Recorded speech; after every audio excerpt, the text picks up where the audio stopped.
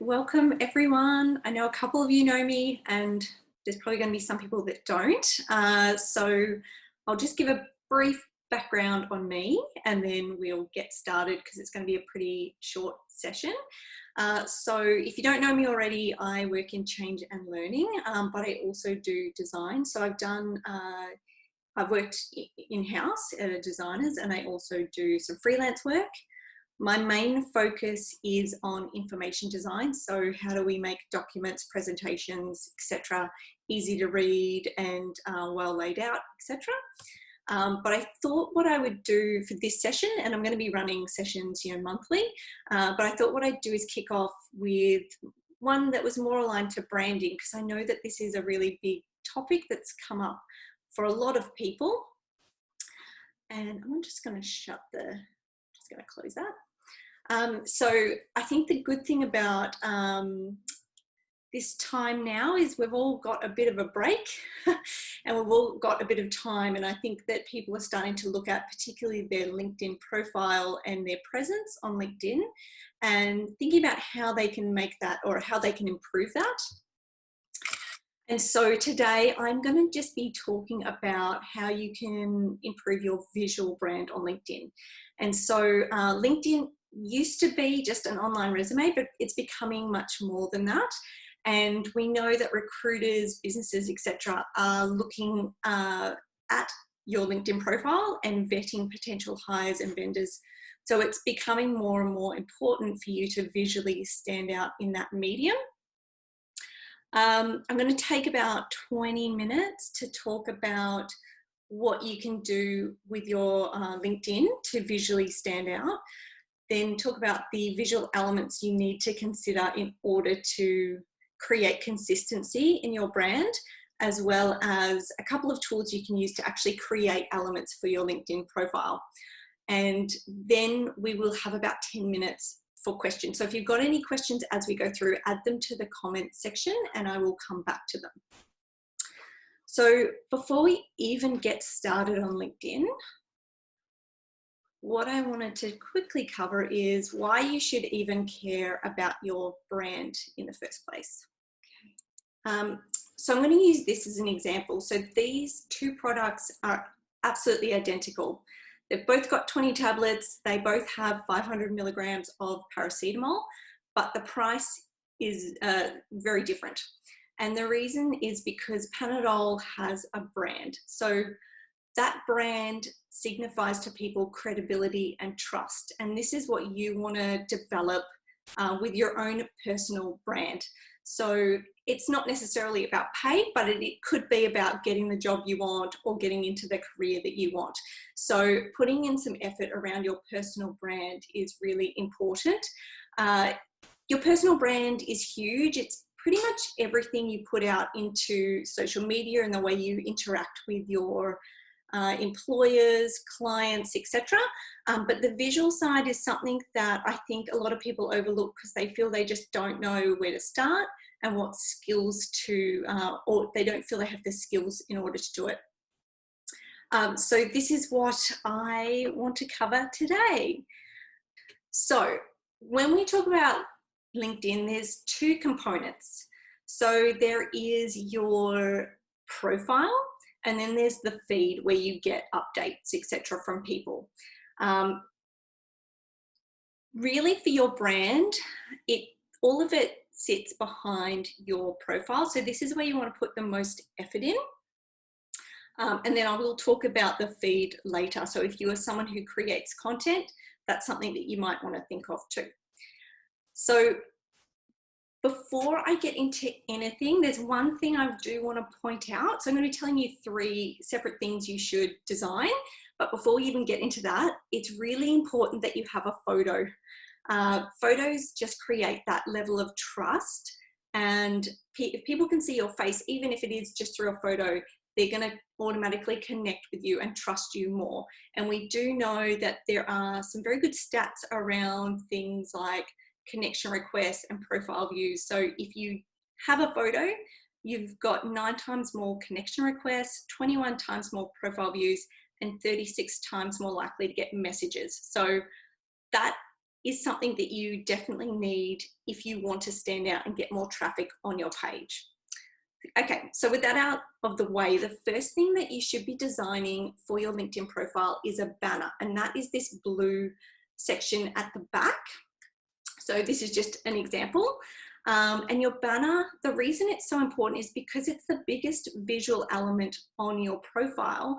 This is where it gives you an opportunity to really stand out and highlight what you want to be known for.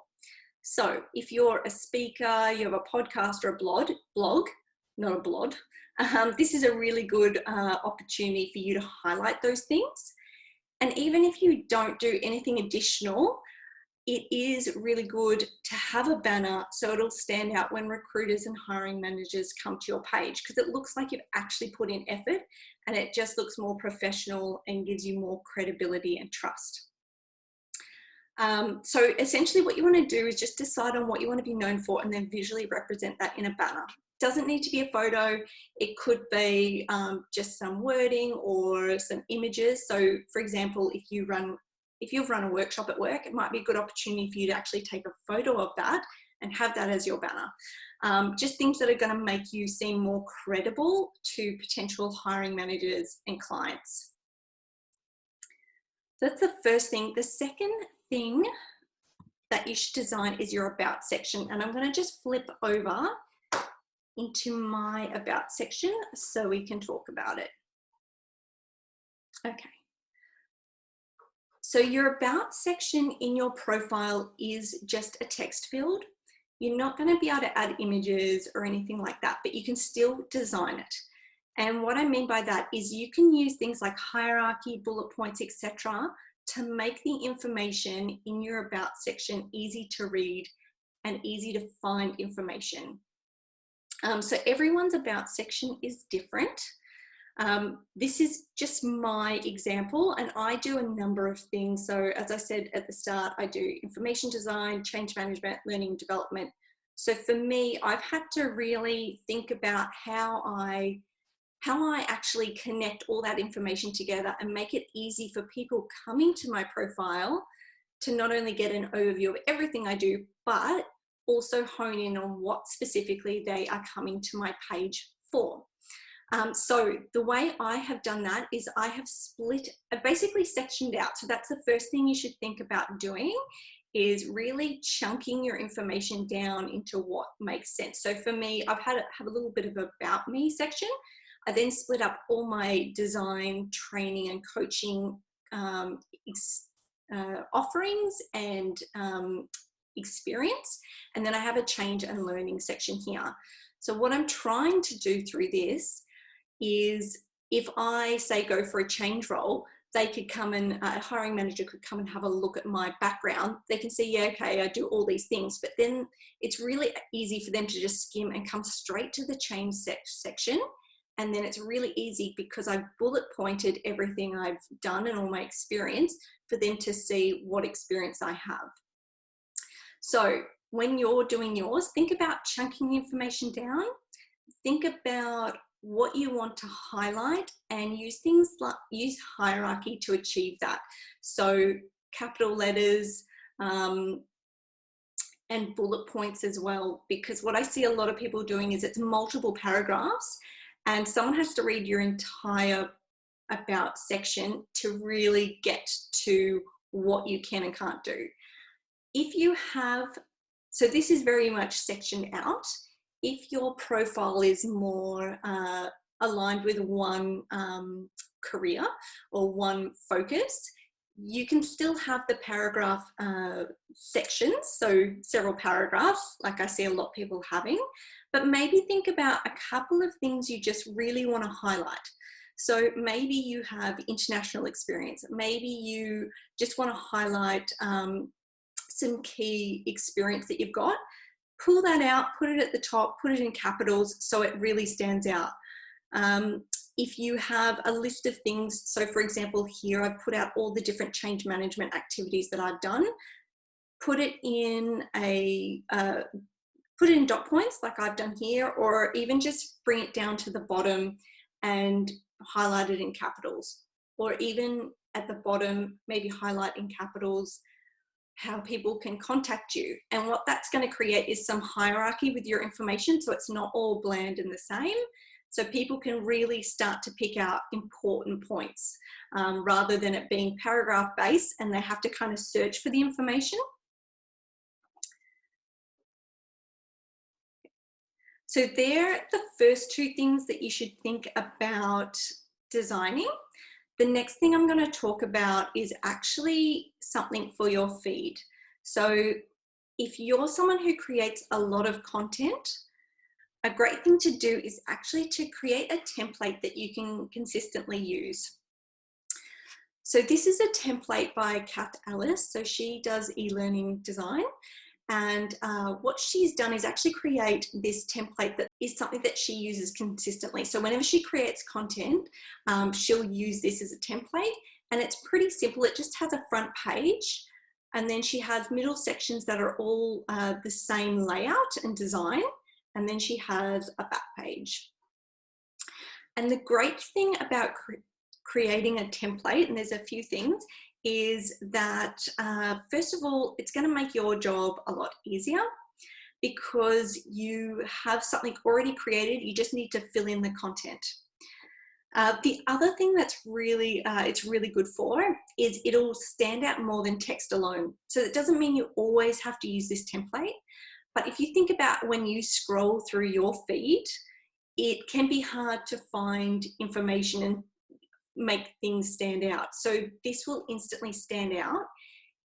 The other thing it does, which is really important for your brand, is create consistency. So for this example, and we'll talk about this in a moment, Kath has used the same colors and imagery and type as her banner, for example. And so what that does is start to create the consistency and builds that brand recognition. So when someone is following you and they like your content, as they're flicking through the feed, your stuff is going to really stand out to them. And the other thing it does with using the same colors and the fonts and the imagery, etc., is it creates that credibility and trust in your brand because it looks more professional. So if Kath actually took this content and just chucked it in a Word document that was plain and unbranded and then uploaded it, it may still be really great content, but it doesn't look as professional as something that has been designed. And that's what we want to start to do, is create that professionalism, because that will lead to credibility in you and your brand. So when you create a template, it doesn't have to be too complex. You can do something similar to Kathy. So she's got a front page where you introduce your topic, a middle page template, which you can obviously, depending on how much content you have, replicate that across. And that will be the meat of your content. And then an end page, which if you've got a call to action or you want people to follow you, that's where you would put it on the last page. So the last page will be the same for everything you do. So there's the three things you want to think about. So you want a banner. Think about how you can make your about section easy to read and find information using hierarchy, bullet points, chunking information. And then if you create a lot of content, you can create a template that you can reuse that's branded to ensure there's consistency across your brand, and also start to create that brand recognition. So that's all really good and well, but what do you need in order to create that consistency? Design's pretty huge, but I suggest two main things that you should consider upfront before you start to create this content. And the first thing is come up with a color palette, and the second thing, create a font selection. What this is going to do is first of all, make it easier for you, because you've already got what colors you're going to use and what fonts you're going to use, but it also ensures that you have consistency throughout your brand. And as I've mentioned several times now, that creates that brand recognition. A couple of tips when choosing these. So color palette, stick to 2 to 3 colors max. If you need some more, use tints and shades of the colors that you've chosen. And it's always good to have a neutral like gray to use with text, and also just to balance out the other colors. In terms of fonts, choose 1 to 2. If you choose a font that's actually got a wide range, and what I mean by that, it's got like thicker versions and italics and etc. You can probably get away with one font, but you might want to, like in this example, choose an accent font as well that's used sparingly, but just creates that contrast when you need it. With a brand, the visual elements, you can go into a lot more depth, but I think for people who aren't designers and just want to get a professional brand, these are the two things that you want to start with and use consistently. Okay, so let's say you've chosen your color and you've chosen your type. Now we want to think about how you can actually create your banner in your template. And there's a couple of tools I'm going to talk about. Let me go back into here. So the first one is Canva, and the people I work with are typically creating long form documents, etc. So I don't typically recommend Canva, but I think for social media content, it's really handy because it's kind of almost created for that. And the really great thing about Canva is it will give you the perfect dimensions. So if I say create a design, you can obviously search. I've done LinkedIn banner a couple of times now when I've been practicing this, so it comes up straight away. But the great thing is it's the perfect dimensions for that LinkedIn banner, so you don't have to worry about that. Canva, if you haven't heard of it before, it's pretty much a drag and drop style graphic design tool. So it's really good for beginners or people who just need to do the occasional piece of design. It gives you a lot of options in terms of templates, folders, photos, elements, text, etc. You can also upload your own photos. So as I mentioned before, if you've got a great photo of you speaking and you want that to be your banner, you can upload it here and add it. In terms of the templates, I'm not a huge fan of using templates because, well, if it's free, you know that eventually someone else is going to use it as well. But if you're really struggling and you're not sure where to get started, starting with a template just to get something there is probably a good start. Just make sure you go through and change it to whatever your color palette and fonts are. Canva can be used free, and I would say you can do pretty much everything free. The only issue that I have with Canva, with what we're talking about today, is you will not be able to upload a font that you choose. So if you find a font that you particularly want to use from one of the font sites, you won't be able to upload and use it through Canva unless you pay for a subscription. So just keep that in mind if you decide that this is the way you want to go, but you don't want to pay for a Canva subscription. Just make sure when you decide what font you're going to use that you go through the fonts available in Canva and choose them from there. So don't waste your time searching for another one on a different site if you're not going to actually pay to be able to upload it onto Canva. And you can tell the ones that are like highlighted with a little kind of crown are their prescription pro version as well. So they won't be available to you either. So once you've created your banner, it's really easy to download it. So for the banner, you can do PNG or a JPEG file. JPEG is just a smaller size file. And for the template that I mentioned before, a good idea is to actually save it as a PDF and upload it because it will give you that document view that you can kind of scroll across. So let's say that you actually want to get a bit more creative, or you have a particular font you want to use that isn't available in Canva and you also don't want to pay. A good secondary option is to use either PowerPoint or I'm actually in Keynote because I've got a Mac. And the great thing about that is that you'll be able to use whatever font you want. And the other thing is using the shapes tools, you'll be able to create your own ones. So this is, I'm just doing anything now, but you'll be able to actually have a bit more fun and play around with it if you want to be able to do that sort of functionality. The downside of using PowerPoint or Keynote is they only work in centimeters, they don't work in pixels. So it will be harder for you to get the right shape and dimensions for the banner. So if you're going to go down that route, you really want to use a particular font, it's not available in Canva, and you don't want to pay for Canva, what I would suggest is actually creating a banner in Canva and just downloading it and then pasting it into PowerPoint, and that will give you the dimensions. And then you can just overlay that with what you want and then select it all and save it as a JPEG or a PNG file. For the template, it's a bit easier because you can just say select 30 by 30 centimeters if you want a square, or if you want it to be A4 size, you can easily do that and then export it as a PDF that you can then upload into LinkedIn. Okay, cool. So that was about 20 minutes. I'm just going to just check the questions. Okay. So if you've got any questions, just put it in the chat. There was a couple of things that came through. So firstly, how do you choose a color palette? So color is really difficult to work with. It is challenging. What I suggest though is with color, there's no perfect answer.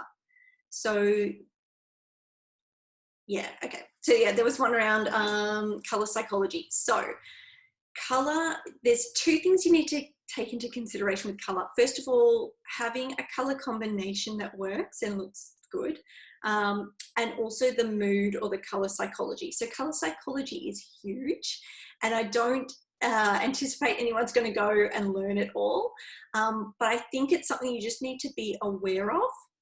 For a personal brand, I suggest you actually just start with a color that you like, because it probably is going to link in a bit with your personality anyway.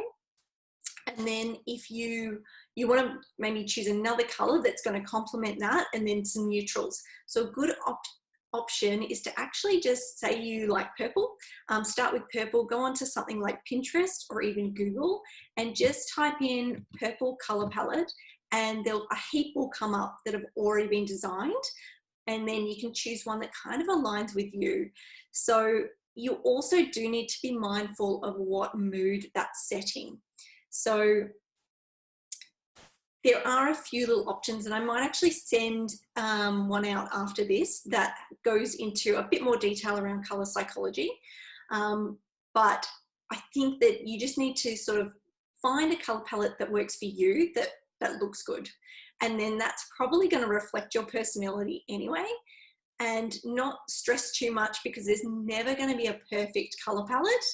And it just is, look at it as something that you're using to create that brand recognition. And so it doesn't really matter at the end of the day, as long as you're using the colors consistently. I hope that helps. It is a very hard area to get right. But I think if you're just an individual creating your own brand, don't stress about it. Just create something that looks decent and that you can use over and over again and create that consistency and that brand recognition. Well, was there any other questions?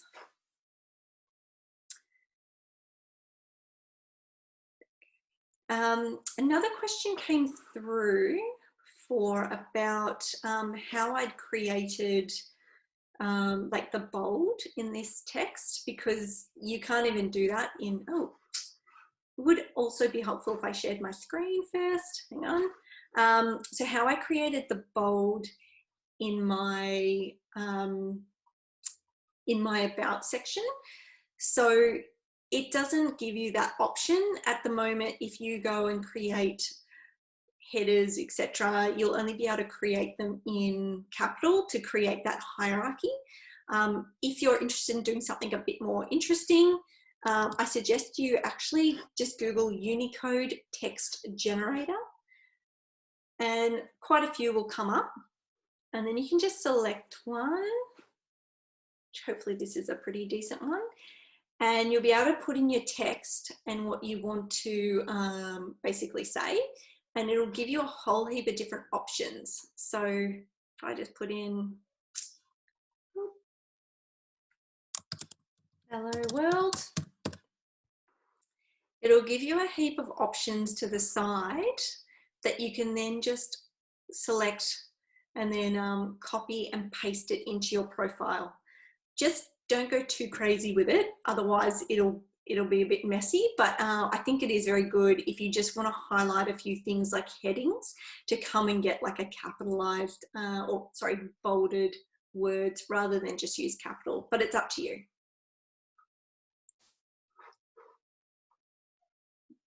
Okay. I think we've only got 2 more minutes, so if anyone has any other questions.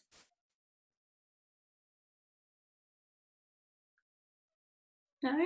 Okay, I might wrap up then. I just want to say that I am going to be doing ones monthly. So if you're interested, make sure that you follow me on LinkedIn. If you haven't come via LinkedIn, my name's Kirsty Westcombe. But if you Google, or if you search in LinkedIn, Kirsty Designs Info, you'll come up with my name anyway. And that's it. So thank you for spending part of your lunchtime with me. And if you've got any other questions, just let me know and I can follow them up as well. Thanks for watching this video. If you're interested in learning more about how you can apply design to your career, make sure you hit the subscribe button below. You can also add your name and email to my list to receive monthly tips on how you can apply design to your work so that it stands out and gets noticed.